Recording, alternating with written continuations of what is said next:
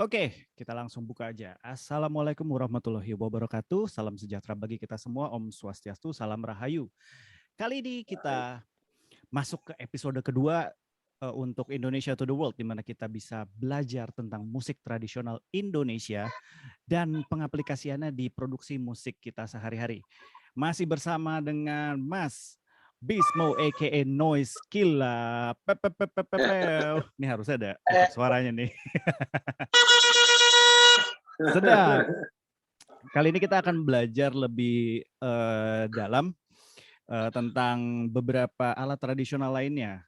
Nah, kemarin di minggu pertama itu kita sudah belajar tentang musik perkusi dan patternnya dan juga bagaimana korelasi antara musik Indonesia sebenarnya tuh udah ada pattern musik modern luar yang keren-keren tuh kayak dancehall, reggaeton tuh udah ada sebenarnya di musik Indonesia gitu loh. Kali ini kita bergeser sedikit ke alat musik tiup, jadi gue juga penasaran sebenarnya. Apakah alat musik tiup tradisional Indonesia itu bisa kita pakai untuk jadi lead melodi yang keren dan bisa menarik orang apa gimana gitu. Mungkin akan lebih lengkap dijelaskan oleh Mas Bismo aka Noise Killa. Silakan Mas. Selamat sore, DJ TZ.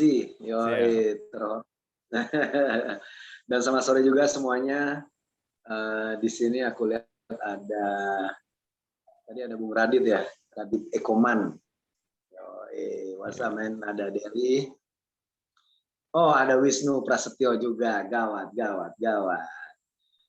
Oke, jadi kali ini kita hari ini mau memperkenalkan dulu. Jadi sebelum kita ngomongin soal pengaplikasiannya atau gimana, aku bisa nanti nyontoin beberapa sedikit juga sih. Tapi aku pengen ngebahas itu untuk minggu depannya. Nah, hari ini kita ada perkenalan dulu sedikit, sneak peek tentang alat-alat musik tiup yang selama ini aku pakai, gitu ya. Dan memang koleksiku ini lucunya juga ada yang dari luar juga sih. Nanti kita bahas sedikit ya. Tapi lebih banyak Indonesianya gitu. Nah, oke, pertama yang aku pengen bahas ini yang lumayan magis nih, namanya saluang. Kelihatan ya? Kelihatan. Nah, dia lumayan gede tuh, dia lumayan panjang. Yoi, bambu keras, kalau Ras Muhammad bilang yang bambu keras. Ini untuk perbedaan aja. Jadi ini dia beda nada nih dengan ukuran. Itu yang satunya lebih kecil, yang satu lebih gede. Ini aku kasih contoh dulu ya, yang kecil dulu deh.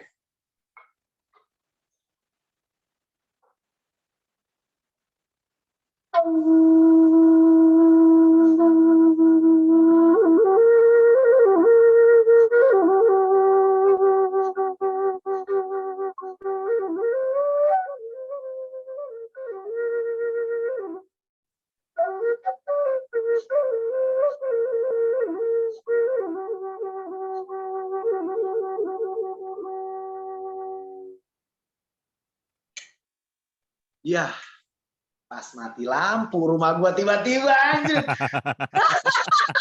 Horor juga nih. Guys, bentar ya, bentar.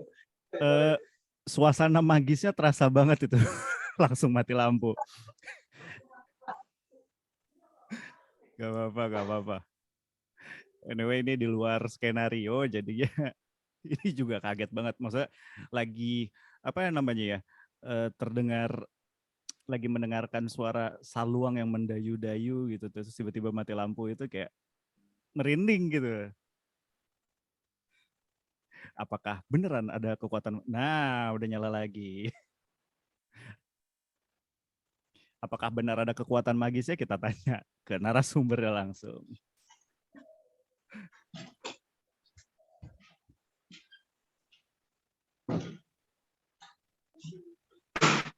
Joey. What? Yo.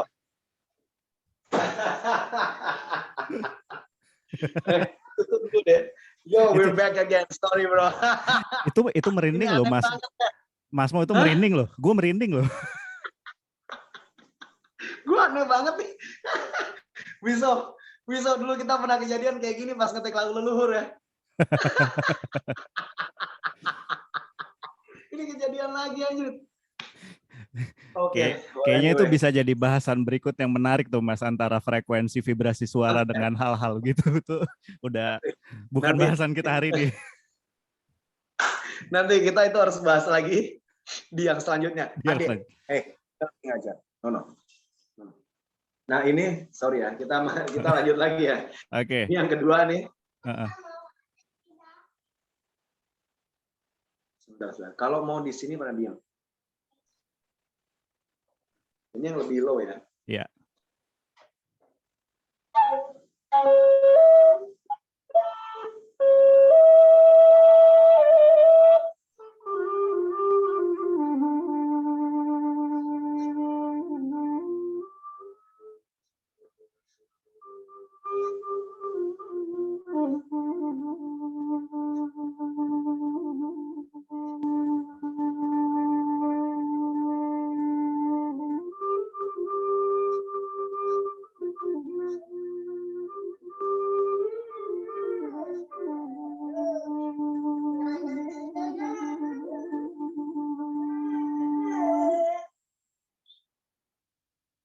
Begitu kira-kira.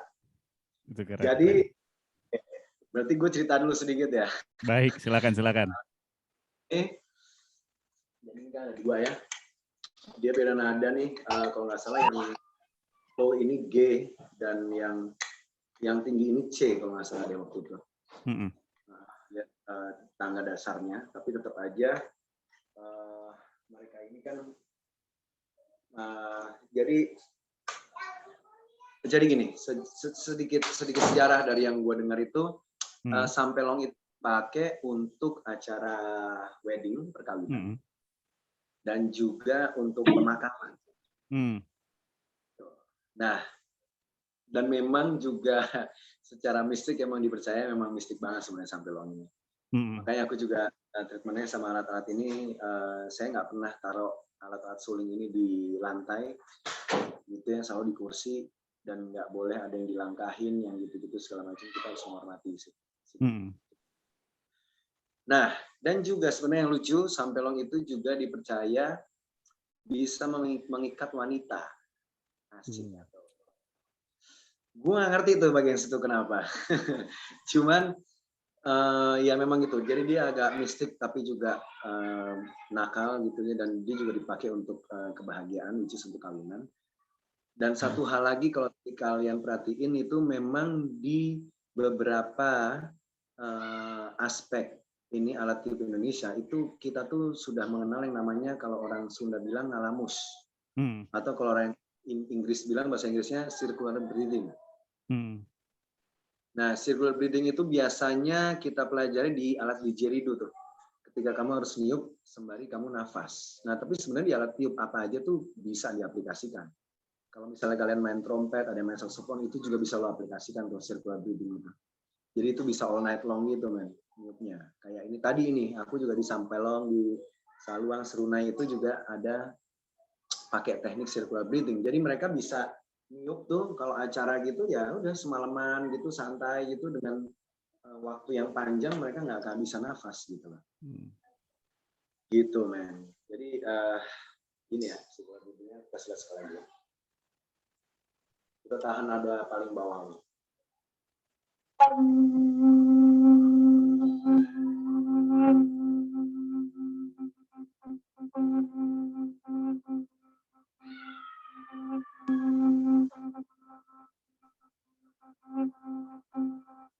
Nah, itu bisa all night long tuh.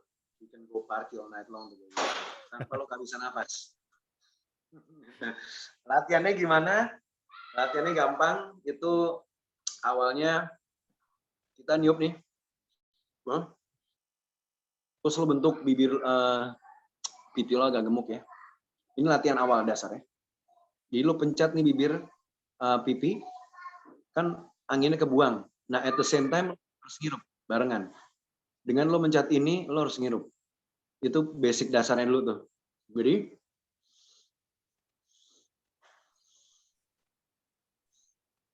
gitu. Jadi selama barengan lo dorong ini barengan lo niup dari hidung.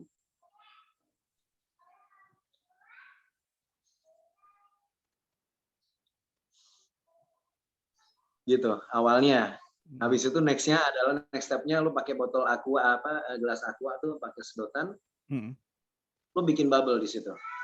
Itu bikin bubble bisa santai, bisa sambil nonton, bisa sambil ngapain, tapi yang penting itu bubble jangan pernah mati tuh. Nah, nanti kalau di sini lo udah kuat, udah biasa, lo bisa turun ke diafragma. Jadi lo ngambilnya langsung ke sini, udah bukan dari sini lagi. Niupnya udah bisa kayak gitu, jadi diafragma yang kedorong gitu, jadi lebih kuat ini ya tiupannya. Gitu kira-kira. Nanti kita ada sesi question question and answering ya. Tapi sekarang gue maju dulu ya. Siap. Sekarang gue pengen ngomongin soal ini juga. Masih di area Sumatera, Padang. Ini namanya saluang. Saluang, which is artinya suling, tapi orang Padang bilangnya saluang, bukan suling. Itu agak-agak kalau ngomong suling itu bisa jadi salah tuh. Nah, ini juga agak-agak gokil nih, men. Dia nggak ada bolongannya sama sekali. Tembus. Dia nggak ada bolongannya. Jadi lo harus bikin mulut. Mulut kita harus jadi vibra untuk suaranya gitu. Jadi pertama nih kalian taruh di sini nih. Ini alatnya nih. Ya, terus lo dorong tuh ke depan. Jadi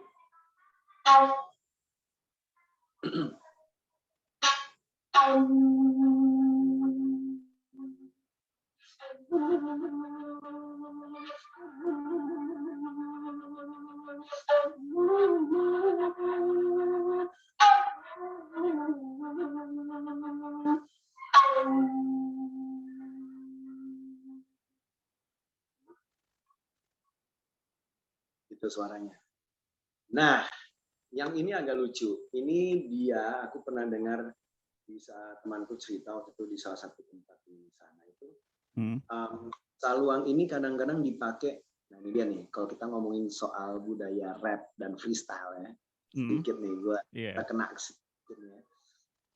Jadi saluang ini selain dipakai juga sama untuk pemakaman juga, dan kadang ada misalnya kalau rumah baru apa syukuran juga dipakai gitu. Tapi selain itu, yang menurut gue lucu banget dan keren banget, itu adalah kadang-kadang jadi gini, mereka tuh suka ada kayak kumpul-kumpul di rumah gadang atau rumah besar gitu ya, dan ini curhat. Jadi instead of gossiping, mereka curhat. Jadi saluang ini akan menemani siapapun yang mau ke stage untuk curhat, ngomong masalah. Misalnya gue punya masalah sama lo nih, Tis. Dan lo ada tuh malam itu di situ tuh. Jadi gue ke stage nih. Gue curhat freestyle, men. Dengan ditemani sama Tuan sembari nyanyi gitu tentang permasalahan gue sama lo gitu. Kenapa gue kesal sama lo sih, ini gini. Lo kemarin soalnya gini, itu gini gitu loh. Habis itu kalau lo paling untuk menjelaskan diri lo sendiri, habis gue turun, lo naik. Lo juga curhat tuh, nimpalin itu gitu. Iya, gokil. Menurut gue keren banget, men. Ya nggak sih? Iya. Jadi dengan curhat kayak gitu kan bisa menghindari sakit hati dan kesalahpahaman ya, karena bentuknya seni. Keren. Malah jadi nggak ada konflik kan. Benar. Malah solutif kan. Dan itu freestyle dong. Iya nggak sih? Iya. Dia freestyle, men, anjing, ngomongin soal itu kan gitu. Itu keren banget sih. Nah ini saluang nih. Ada beberapa lagu yang aku pakai di saluang ya. Tapi kalau nanti kita akan masuk situ. Yang ketiga, sorry. Ini ada suling Sunda. Dengan beda nada. Ini yang satu, yang kecil ini G, yang gede ini C. Gua mainin dari yang rendah ya.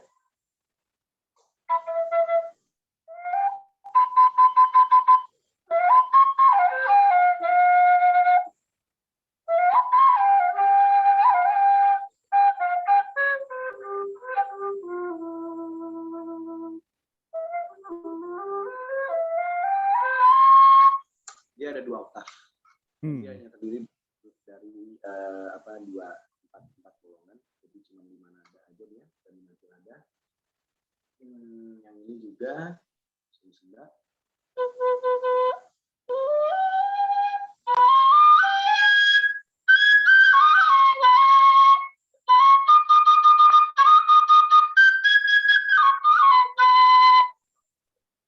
Jadi emang cengkoknya beda. Ya, kita main suling gitu ya, atau alat tiup itu. Karena buat aku jujur alat tiup itu kayaknya alat yang lumayan, aku bisa bilang tarafnya lumayan tinggi lah gitu. Jadi aku juga memulai belajar alat tiup waktu ini juga terakhir banget gitu, karena aku nggak berani waktu itu, karena ini berhubungan sama nafas manusia kan. Jadi itu berorganik banget gitu loh, cengkoknya, ininya, itu lo benar-benar harus ngerasain banget tuh pakai nafas, karena kalau nggak, emosinya nggak attach gitu, itu nggak bakal kena tuh kita. Dari gaya cengkoknya, ininya gitu, nanti kita bedah lagi sedikit ya. Tapi sekarang kita ini dulu. Ini namanya serunai, Minangkabau, Padang, bambu semua. Dan ininya tanduk kerbau ya.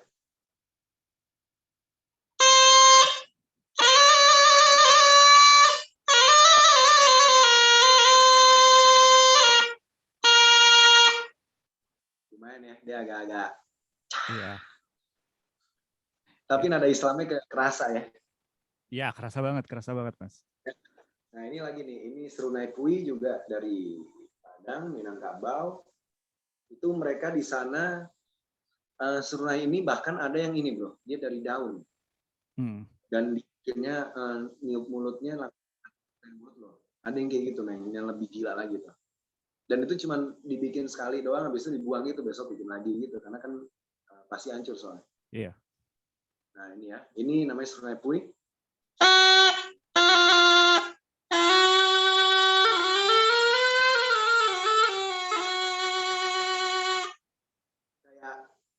Kayak Mesir gitu. Iya, scale-nya, gue baru mau ngomong, itu scale-nya kayak di Timur Tengah banget tuh. Iya men. Gitu emang benar, karena memang pengaruh Islamnya juga kental kan di Padang tuh, di Sumatera kan. Jadi ya memang kental sekali dia ininya, scale itunya gitu. Nah ini yang terakhir. Nah ini sakuaci nih. Bambunya beda nih. Dia tebal banget nih. Iya, tebal banget ya. Tebal banget nih. Dan berat ya. Ini juga gila nih. Mulutnya kayak gini doang nih. Jadi lo harus bikin sendiri dari bibir lo tuh. Nah, ini cara niupnya. Mereka bilang harus ada Buddha smile. Lo harus taruh Buddha mulut lo. Jadi antara lo senyum dan enggak gitu. Coba ya.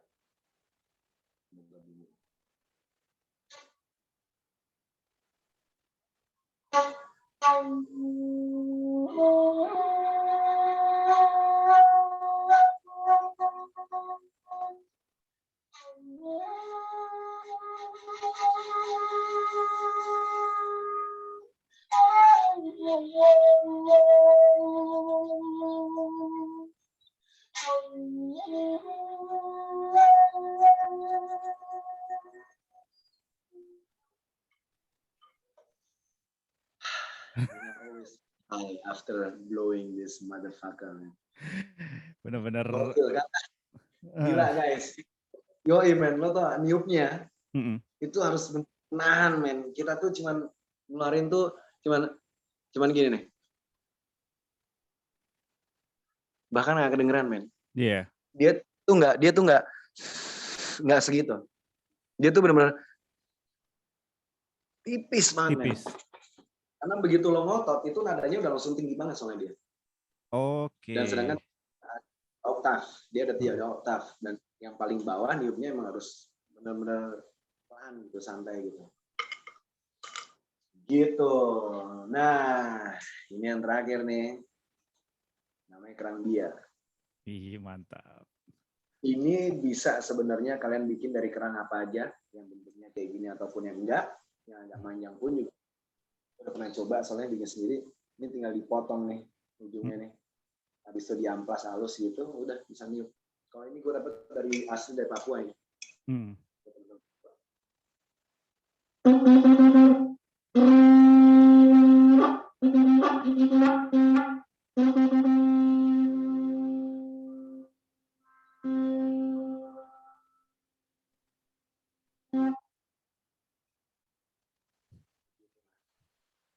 Itu kerang bia itu ada nadanya nggak sih, Mas Bismo? Ada, ini baru pengen gue bahas. Jadi kalau di Manado, mereka main satu orang sendiri-sendiri kerangnya dengan ukuran berbeda-beda, sehingga ada nada do re mi fa sol la si do, men. Oke. Yoi. Lu kamu bisa cek tuh di Google tuh. Jadi mereka main kayak ber-19, ber-20 gitu. Jadi bentuk musik. Gitu. Memang ada do re mi fa sol la si do-nya juga, itu juga. Sebenarnya ini juga yang kemarin, sorry gue tambahin dikit, yang gue lupa ngomong ketika kita kelas kemarin. Jadi sebenarnya tuh perkusi itu juga ada nadanya kan, Mas? Betul. Itu ada nadanya, men. Karena mereka itu alat musik membranofoni kan. Jadi pakai membran gitu. Nah kan itu tergantung nyetelnya tuh. Kita bisa nyari tuh sebenarnya nadanya. Which is memang juga kayak di Taganing Batak itu juga dia nadanya tuh 5-6 gandrang itu, Taganing itu dia ada nadanya tuh, dan nadanya juga nyetem sama sulingnya gitu, sama gitar kecil itu gitu. Nah jadi dulu kalau aku di Kunokini tuh aku selalu pegangan sama bunyinya Sokoguru. Cukup dong sudah ready for whatever di situ kan ada ya kan. So ready for what. Terus pas aku cari kunci ternyata di G gitu. Gitu. Jadi makanya memang sebenarnya perkusi pun juga ada nadanya sih. Makanya tadi pas lu ngomong soal kerang ini, iya benar. Memang ada nadanya dia. Juga makanya gitu di Manado. Nah gitu. Kira-kira aku sampai sini dulu. Mungkin kita bisa tanya jawab dulu. Nanti aku bisa ngulas lagi lebih. Silakan kalau ada yang mau tanya jawab.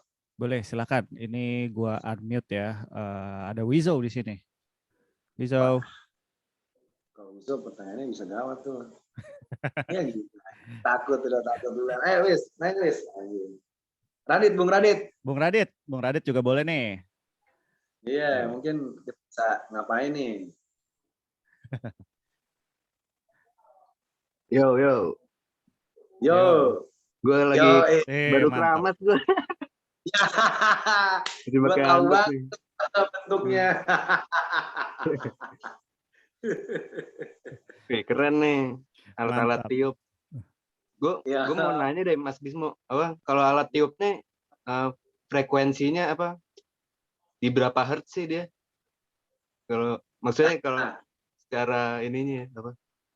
Bukan dari keyboard kan ini langsung nih. Iya. Ini dia nih. Ini sebenarnya adalah tema yang mau gue bahas nanti sih. Wah, cuman ada dibahas juga. Iya, cuman nggak apa-apa. Ini gue bahas sedikit dulu aja ya. Sedikit aja, spoiler. Spoiler. Nah, jadi sebenarnya gini, pas gue di Kunokini itu kan kita nyari pengen gabungin antara alat musik modern sama tradisi gitu. Cuman yang sering terjadi selama ini adalah selalu itu adalah somehow alat tradisinya yang dituning jadi diatonis. Jadi do re mi fa si do kan. Gitu. Sedangkan gue pikir kan kayak lah kita udah punya tangan nada sendiri. Kita udah punya susunan peraturan sendiri gini segala. Kalau misalnya berubah kan jadi ngapain gitu buat gua ya. Terus gue nanya sama senior gue segala macam, mereka bilang nggak mungkin bisa lo nyatuin antara diatonis sama pentatonis. Nah cuman somehow di otak gue yang bebal ini nggak bisa. Pasti bisa. Pasti bisa, men. Akhirnya gue cari-cari itu. Jadi gue nemu namanya frekuensi 432. Which is frekuensi 432 itu adalah disebut kalau di luar negeri itu sebagai natural tuning atau pure tuning atau sound healing. Nah, kenapa gue akhirnya ke frekuensi 432? Karena ternyata kebanyakan alat dari alat tradisi kita ataupun di luar negeri yang masih dituning pakai kuping, itu dia frekuensinya 432. Makanya kenapa gamelan kita tuh satu set gamelan Jawa dengan satu set gamelan Jawa yang lainnya yang dibikin oleh empu yang berbeda, mereka memang nggak bisa main barengan. Karena walaupun sama-sama pentatonic, ada juga slightly different ini nih. Ya memang di situ udah kerennya. Kita nggak bikin semua jadi standar. Ngerti nggak maksud gue? Ngerti. Gitu. Nah, akhirnya karena frekuensi 432 itu, Radit, gue mikir kan, lah berarti alat modern bisa dituning dong. Frekuensinya turun ke bawah. Yeah. 8 Hz. Jadi turunin nyambung. Iya, jadinya nyambung. Dan tadi gue tambahin dan 432 itu juga bisa buat healing. Kenapa? Dan bisa buat healing dan nggak bikin apa namanya orang jadi emosi, jadi emosi bisa stabil di situ.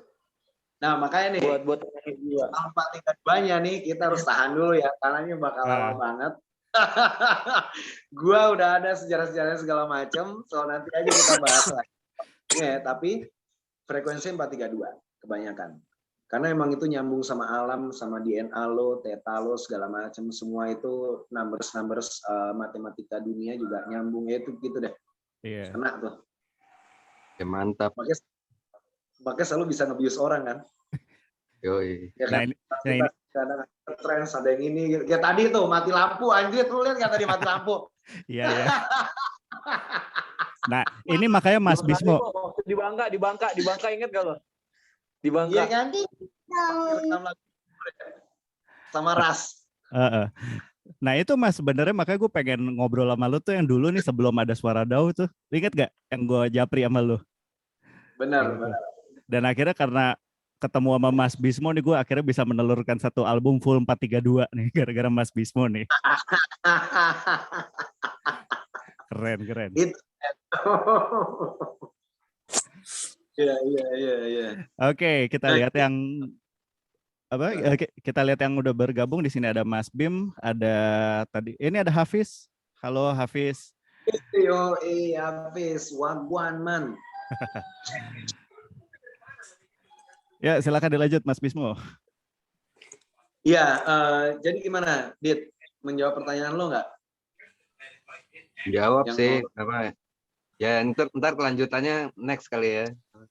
Next ya. Buat detailnya pokoknya jangan lupa nonton. Iya lah. Harus biar pada tahu Mas, biar pada maksudnya kan edukasi juga kan nih tentang frekuensi kan orang nggak banyak tahu sebenarnya kan tentang 432 atau 420 bro 420 ya. Nah tapi memang iya sih memang jadi saat ini memang di dalam mistik emang agak mistik sih, cuman kalau gue udah nggak utamakan mistiknya karena kalau yang penting niatan lo bener dari dalam lo, kenapa lo make ini gitu, itu bakal juga bantu sih. Gue sih percaya kayak gitu karena kayak waktu itu pernah juga Kunoki ini nih kita lagi di Azerbaijan, jadi kita nggak dapat waktu cek sound, sedangkan kita mic-nya aja udah channelnya udah banyak gitu kan. Terus Azerbaijan tuh ada ini ada laut Kaspianya tuh di tengah-tengah. Ya udah gue minta leluhur aja gue tiup-tiup aja nih kerang dia nih, karena gue tahu di timur itu teman-teman juga percaya bahwa kerang itu selain untuk komunikasi antara daerah dan daerah, desa dan desa gitu ya, negara dan negara, tapi juga untuk manggil luhur gitu, untuk manggil kekuatan luhur gitu. Jadi ya gue doa aja nih, gue doa sama luhur sama Tuhan tolong dibantu. Fuck man, hasilnya gokil sih. Keren. Juga. Kayak gitu-gitu ada men. Jadi cerita-cerita kayak gitu juga ada gitu sebenarnya dengan alat-alat tradisi ini. Nggak bisa dipungkirin. Oke, ada lagi yang mau nanya? Ya, ada lagi? Kalau enggak mungkin apa nih? Gue bisa ini sedikit lagi sih. Ada lagi mau nanya dulu? Oke, kita buka. Ada Hafiz di sini. Coba gua to unmute. Wisnu mungkin dari tadi sudah ikutan ngobrol sama kita. Boleh kalau memberikan pertanyaan atau tanggapan. Kita open diskusi hari ini. Ya, kita open diskusi apa aja. Dan jangan sakit. Walaupun tadi, menyambungin ke tadi, walaupun musik dikasih bukan 432 pun, kadang-kadang gue mainin beberapa alat ini juga masih bisa nyambung gitu loh. Masih bisa nyambung, cuman beda dikit doang tunnya. Tunnya cuma beda dikit. Itu. Iya, bedanya emang dikit banget sih. Cuman memang gue lebih memilih untuk bermain frekuensi itu ya, sama kayak Tizi lah, gitu aja sih. Dia cuman beda minus 32 semitone kan? Iya. 32 sen. Iya, tipis ya dia ya, tipis banget tuh ininya. Enggak kayak ini loh, kalau gue pikir tuh kayak dulu tuh kita kalau masih kecil tuh nyari-nyari lagu Beatles gitu kan suka kuncinya G, C, D, tapi kok dengerin lagu benerannya kok beda, cuman gitar gue tuh apa enggak sih gitu. Gue kan suka ngerasa gitu loh kalau Beatles. Dan juga emang mereka juga mainnya di situ ya. Tapi nggak ngomong aja. Nah ini ada, ini deh boleh kasih satu contoh lagu aja. Lagu Got Some Essence yang diproduserin sama Sean Moon dari Berlin, Jerman, Youthman Record. Itu kan kuncinya dia F, F, B, F, C. F, B, B ya, maksud gua F, terus turun ke bawah, B, B, sama C. Nah itu gue masukin suling Sunda yang nadanya C, yang rendah ini. Dan itu masuk.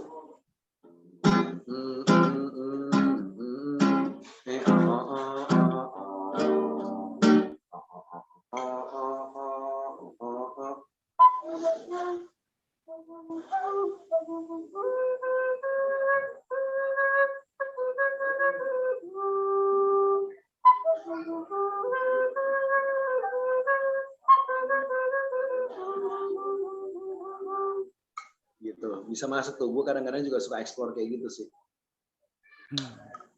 Gitu.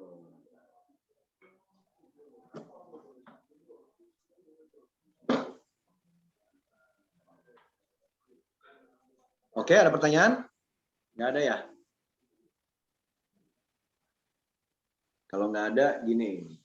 Ada ini beberapa pembahasan di pemain musik tradisi itu juga sebenarnya kalau kalian pengen explore blues, ya, musik blues gitu dengan kunci chord yang simple 3 biji, ini sebenarnya Saluang itu sangat cocok sekali untuk bisa masuk ke blues. Dan yang besar ini dia kuncinya kalau di gitar itu lo main bluesnya di A, D sama E itu masuk banget. Gua kadang-kadang juga suka masukin ini untuk di lagu ini bahkan apa? Ain't no sunshine when she's gone. Gitu itu juga masuk ya. Kalau kuncinya di A. Karena memang dia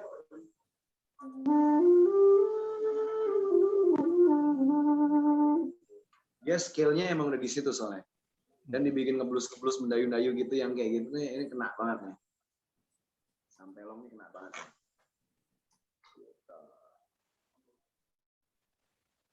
Siap. Ya. Mau itu setiap tooling yang lo tiup itu cara niupnya sama nggak sih? Enggak, beda. Makanya itu dia. Tiap niupnya beda-beda. Jadi kalau misalnya di gaya Padang Minangkabau ini dia itu jadi ada yang namanya nak gitu. Jadi naknya itu kayak gini. Dia naknya itu kehitungannya kayak reggae dia. Sebenarnya up gitu dia. Itu tuh tadi tuh. Nada yang tuh nih nat. Itu juga diambil sama Kalula ketika lagunya sama Dipa Barus. Nah. Itu dia ngambil dari itu, men. Dari gayanya si ini nafasnya gitu. Jadi kalau di Padang itu pertama gayanya tuh namanya marantau. Jadi nggak mau pulang. Jadi memang kan Padang itu punya budaya merantau kan, yang cowoknya pergi dan nggak pulang sampai dia berhasil. Nah di musiknya juga gitu men. Jadi ketika lo mulai dari nada pertama di bawah, itu dia biasa saya nggak bakal ada di bawah.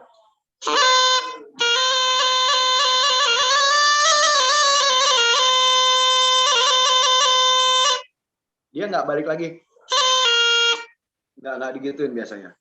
Nah dan juga ada nak-naknya itu tuh yang bikin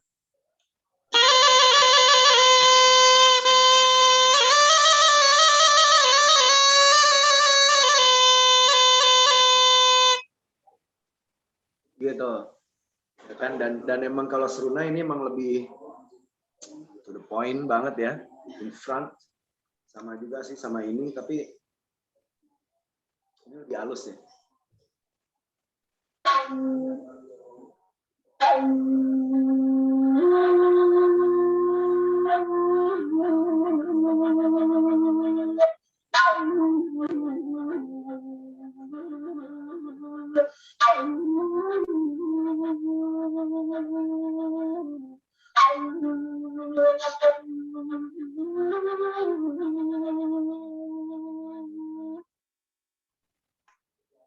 Gitu, ini buat Saluang tuh.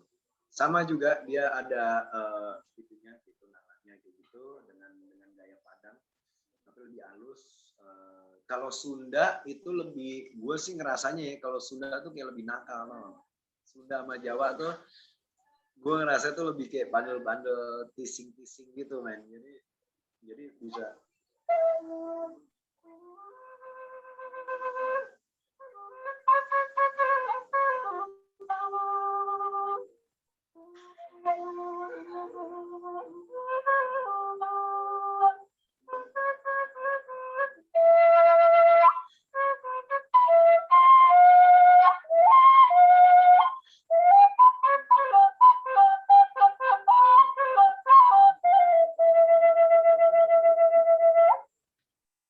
Gitu. Kalau ini lebih, maksudnya ya permainan lebih karena bandel sih kalau gue ngerasanya, tising-tising gitu sih, lebih nakal-nakal kayak flirting gitu ya.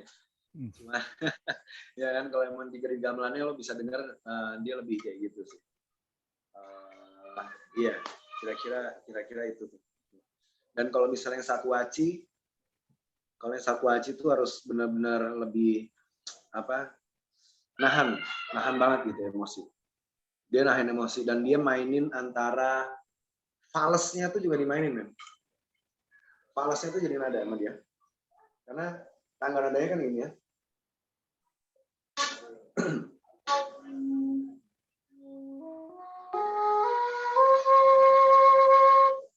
Dan ini C. Ini base-nya on C, tapi tangga nadanya gini.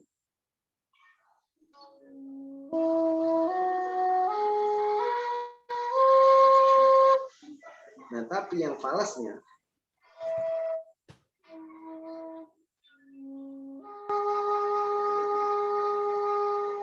ini falasnya sebenarnya.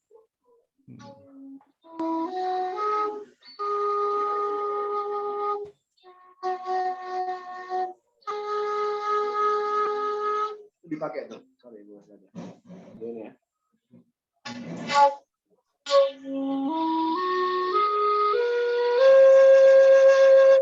Standarnya.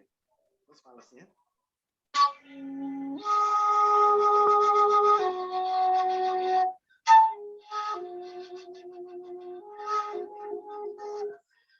Dipakai tuh sama dia tuh. Jadi bisa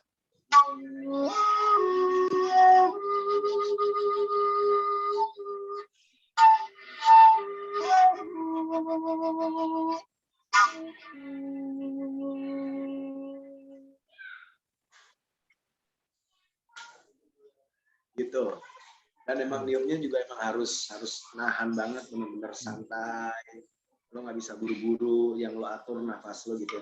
Ini kalau ini gue jujur gue masih susah untuk circular breathing karena bentuk mulutnya yang agak susah sih. Sama ini juga nih, ini gue masih proses dalam hal circular breathing kalau ini. Kalau ngeliat udah dapet sih. Tuh. Gitu guys. Keren. Nah, Jadi gimana kita sesi tanya jawab lagi, habis itu mungkin bisa kita tutup untuk nanti nextnya kita bisa. Nanti pembahasan nextnya itu kita mau ngebahas soal pengaplikasiannya kepada musik. Siap. Oke, kita buka untuk penanya. Siapa yang ingin bertanya lagi? Ya. Silakan, jangan sungkan-sungkan, jangan malu-malu. Tadi yang belum aktif itu ada Mas Bim, ada Hafiz.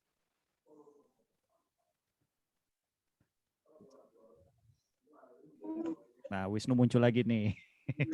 Sorry tadi lagi ngerepot ngurus anak. Sambi-sambi.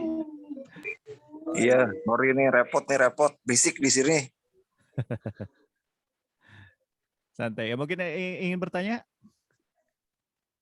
Atau pengen nimpalin? Silakan Waktu ya. itu albumnya Kuno Kini pertama gimana? Mainin lagi dong, Mo. Lagu yang sama gua, Mo. Kangen juga.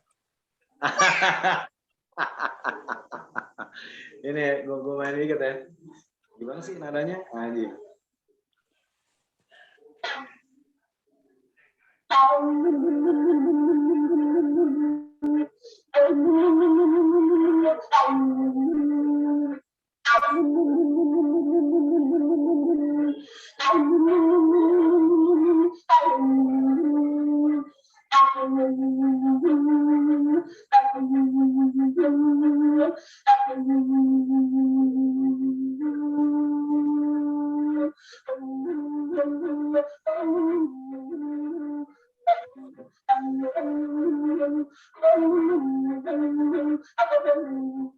Lo nge-rap juga dong, Fis. Ya. Wah, gila. Mo, Perming. gak sanggup gue mau auto kangen sama Bung Glenn. Iya kan? Aduh. Parah. Itu dah. Gawat deh. Gila ya. Gawat tuh. Masalahnya banyak momen soalnya bikin lagu itu sama dia. Ya, minggu depan kita bakal bahas soal itu. Salah satu lagu itu bakal gue bahas juga tuh. Gokil. Iya. Jadi biar kalau lo bakal nimpal-nimpalin juga silahkan ya kan besok kan ya. Nah, boleh tuh. Jadi Hafiz bisa ada cerita-cerita dari sisi pandang dia ya pas bikin lagunya ya. Keren. Benar. Iya. Gila. Dan di situ lo jadi ini banget, Mo. Jadi gagah banget kayak pawang ular. Kayak pawang ular apa pawang hujan?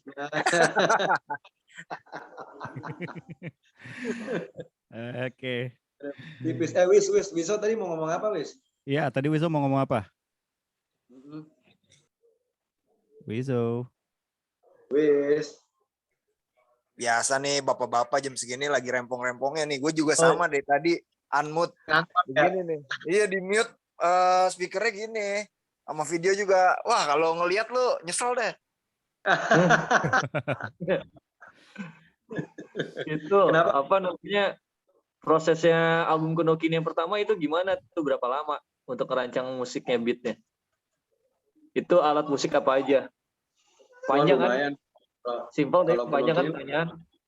Lumayan lama karena emang kita tuh ngeteknya live kan. Jadi untuk proses latihannya itu lumayan. Habis itu kita ngeteknya live. Ngetek live-nya not bad sih, seminggu apa gitu kalau nggak salah ya, seminggu. Terus kita masih banyak overdub yang lain. Alatnya banyak tuh, ada sokoguru, rebana, jembe, kendang Jawa, masih ada konga waktu itu, ada Kang Kanung juga, ada DJ Ridu, Kecrekan, banyak banget gitu. Tapi lucunya memang album Kuno Kini pertama belum ada alat musik yang kasarnya bernada. Makanya kenapa gue pegangan sama alat-alat perkusi itu gitu. Alat membran itu gitu. Yang bernada baru Kang Kanung aja waktu itu alat musiknya, perkusinya. Tapi yang lainnya kayak such as apa bass apa gitu nggak ada gitu. Jadi memang iya gitu. Sama kayak proses album gue yang solo artis nih, Noise Killa juga. Gue latihannya kemarin 2 bulan sih. Terus kita rekaman live 10 lagu 2 hari. Buset. 2 hari kita ngerekam live 10 lagu, men. Jedap, langsung cakep semua udah. Karena udah ngelotok kan. Terus pengalaman lo di panggung-panggung keliling dunia gimana tuh, Mo? Sama Kuno Kini lo mempresentasikan musik Indonesia ke dunia gitu loh. Indonesia to the world ya. Asik sih, no. Justru yang dari dulu tuh bikin kita tetap terus bertahan tuh karena apresiasi orang bule tuh lebih somehow gini. Walaupun mereka nggak ngerti bahasanya ataupun ngomong apa gitu ya, cuman mereka selalu dapat esensinya, man. Mereka ngerti gitu. Oh, lo tuh maunya gini ya, lo tuh gini, gila ya, lo tuh gini. Mereka langsung dapat semua essence yang kita nggak ngomongin atau kita nggak bahas gitu ya, secara detail gitu ya. Mereka tuh dapat, man. Kayak di Azerbaijan aja, kalau kebayang, mereka kan bukan bahasa Inggris kan, karena Azerbaijan, mereka punya bahasa lain kan. Sedangkan lagu kita kan lagu bahasa Inggris dan Indonesia. Si ngerti banget tuh lagu ya kan. Tapi lo tau nggak lo, gila men, itu ada 1.000 orang waktu itu men, di festival itu. Joget semua men. Kayak orang kesurupan aja udah nggak bisa.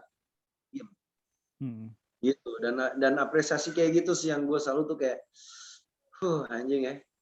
Indonesia ini tanggung banget nih. Tanggung men, karena mereka kebanyakan nggak enak ya, tau nggak lo? Benar.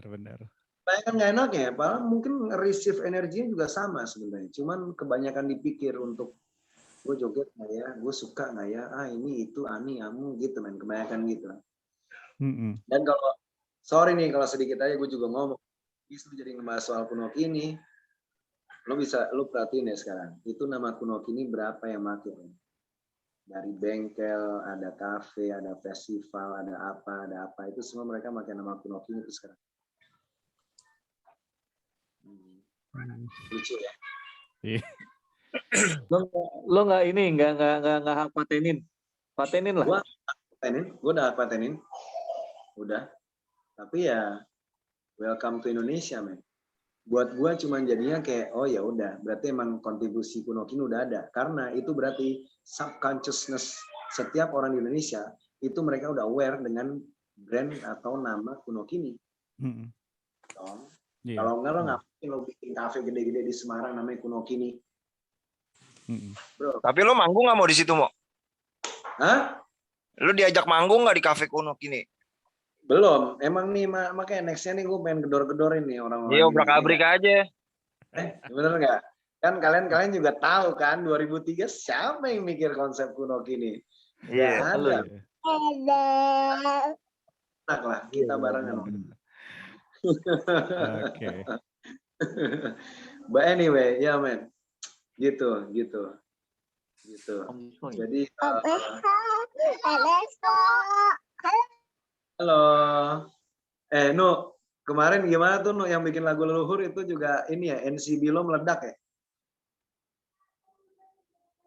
Nggak bisa ngomong kok, berisik.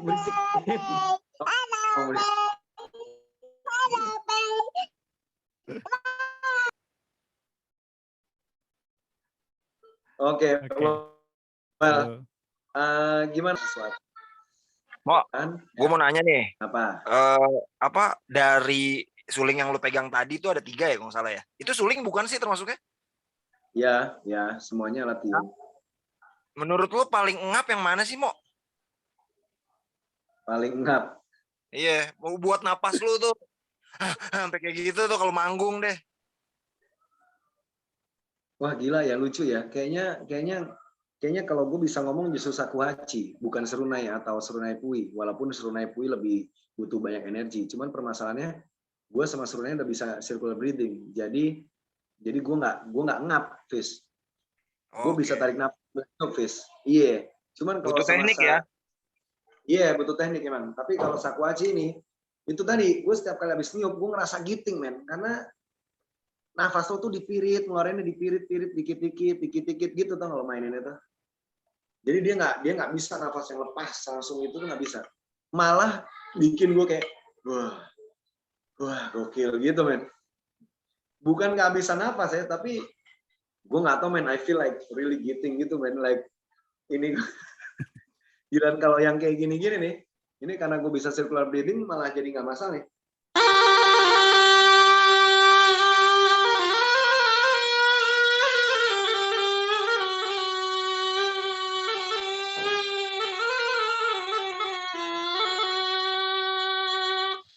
Wih, gokil. Itu sama nggak sih Mo tekniknya sama main trompet gitu? Enggak, teknik niupnya beda karena kan mouthpiece-nya kayak gini dia. Dia mouthpiece-nya kayak gini. Jadi mulut lo langsung masuk semua. Kayak lo niup, tau gak sih trompetan anak kecil itu, men? Ini sama dia bentuknya sama trompet anak kecil. Iya, jadi vibrasinya di sini nih. Yang ini nih. Iya. Dia masuk mulut semua. Kalau Kayak trompet balon kan, yang bunyi ya, kayak yang balon yang dipencet bunyi itu ya. iya, benar. Kalau trompet kan gini soalnya. Iya. Ya kan lebih. Kalau trompet justru yang mirip malah ini. Iya, itu apa itu? Kerang dia ini. Ini Yang di trompet. film Dono Manggil Hiu ya? Anjir, gue nggak tahu tuh emang ada. Lah lu kagak tahu gimana? Ada aja lo. Bisa memanggil gue. Wih gila, sangar. Jangan mau ntar gempa. Leluhur pernah datang itu kalau gitu tuh. Oke. Iya gitu. Ada lagi Bes? Menurut lu nih, di Indonesia yang menurut lo jadi referensi main alat-alat itu ada nggak Mo? Siapa Mo? Maksudnya? Ya maksudnya ada artis atau siapa yang main alat yang lu mainin tadi itu ada nggak di Indonesia? Ya mungkin ada aja ya kali ya. Tapi nggak ada ya yang lu jadiin referensi ya, nggak ada ya? Lu referensi dari mana sih Mo? Oh, yang gue referensiin ya? Enggak. Iya. Gue jujur enggak sih, gue cuma explore sendiri aja. Wah, lu berarti yang harus direferensiin sama orang. Ya itu harus kata orang bro, bukan kata gue. Iya, benar. Ya makanya jadi narasumber. Iya. Kalau nggak jadi narasumber. Iya. Oke. Jadi narapidana ya. Iya anjing. Keren sih, gokil. Oke, ini kayaknya waktunya udah mau berakhir ya. Jadi kita buka satu pertanyaan terakhir ya mungkin ya. Satu pertanyaan terakhir habis itu kita tutup acara ini hari ini gitu. Satu pertanyaan terakhir? Silakan. Pertanyaan terakhir adalah kalau misalkan gue lihat misalkan orang yang main gamelan, yang main alat-alat musik tradisional itu kok kenapa kayak dilihat tuh sakral banget, kayak bisa kesurupan gitu loh, mau masuk gitu soulnya, roh. Ya itu makanya gini di matanya gamelan mendelik putih gitu. Iya, jadi gini, lo kebayang nggak ketika wayang kulit main semalam suntuk ya dari jam 11 sampai jam 5 pagi, jam 6 pagi. Itu kan antara badan lo capek dan ngantuk tapi lo tetap main. Itu kalau bahasa Inggrisnya namanya embodiment. Embodiment itu sangat diketahui banget di gamelan. Apa ya kalau Indonesia itu embodiment bahasa Indonesianya, gue lupa. Itu artinya kayak penyatuan gitu. Jadi mereka bisa main sembari ngantuk-ngantuk gini men, tiduran, tapi nadanya gak ada yang salah bro, dipukul tuh, gitu. Karena memang secara badan, rohani, jiwa, getaran, vibrasi semuanya tuh udah kayak nyatu di situ, udah jadi satu men. Jadi udah badannya dia yang jalan aja itu dia udah bener semua tuh pukulannya tuh. Nah gue juga pernah waktu itu kali pas Kuno Kini kita kolaborasi sama gamelan sama almarhum siapa tuh yang buat gede banget itu lo tau gak, kita latihan 2 kali pertama itu kita ngantuk men. Kita duduk sebelah gamelan tuh ya, kan mereka main dulu tuh sebelum akhirnya bagian kita main gitu kan, barengan gitu kan tuh nungguin pertunjukan tuh apa drama tari segala macam gitu waktu itu. Jadi kita nungguin tuh kayak setengah lebih, itu ngantuknya nu buset. Itu ngantuknya kayak orang gila, kayak badai itu loh. Gitu men, ngantuk banget men. Setelah kita 2 kali latihan ngantuk ngelewatin itu, baru tuh terus kita bisa kayak akhirnya oke, oh ya ini bisa gitu. Tapi awalnya tuh penyatuannya itu buset men. Gue juga waktu itu belajar gandrik Makassar, gue mau nge-trans waktu itu. Karena kalau buat gue gini ya, nge-trans itu kadang-kadang trigger bisa karena anxiety, terlalu senang. dia gitu. Keadaan gue tuh adalah gue tuh udah lama banget pengen belajar gandrang Makassar, tapi nggak pernah dapat, akhirnya bisa dapat waktu itu gitu. Itu kan gue lahir di Sulawesi dan emang gue somehow tuh gue interest banget nih sama musik Makassar nih gitu. Nah pas gue dapat, gue belajar, gue kesenengan nih, hype, brong itu gue ngerasa tuh gue pengen lepas gitu main energi gue anjing. Habis itu gue tahan, gue tahanin, habis itu gue tiduran men, lemas tuh gue sama 10 menitan, baru gue bisa fokus lagi. Ya menurut gue itu semua terjadi karena frekuensi dari si alat musik itu sih. Dan itu nggak bisa kita bilang misalnya apa ya, salah, haram atau apa gitu ya misalnya. Nggak bisa juga karena emang itu udah energi transferring. Dan jujur seharusnya pemain kendang itu biasanya malah dia yang megang semuanya, yang ngetres tuh biasanya malah penarinya gitu.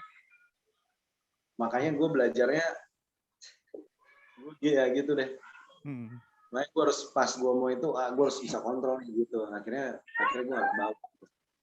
Tapi emang beat itu kan memang lumayan bikin lo joget ya. Begitu lo denger musik yang beritem itu tuh emang lo nggak bisa diem aja sih, lo kayak cuman gini doang gitu sih udah nggak mungkin sih ya kayaknya sebenarnya. Because it move every bone and muscle in your blood gitu, like you can't resist man, and that is the vibration, the frequency, energi, vibrasi, frekuensi ya kan. Itu hal tuh.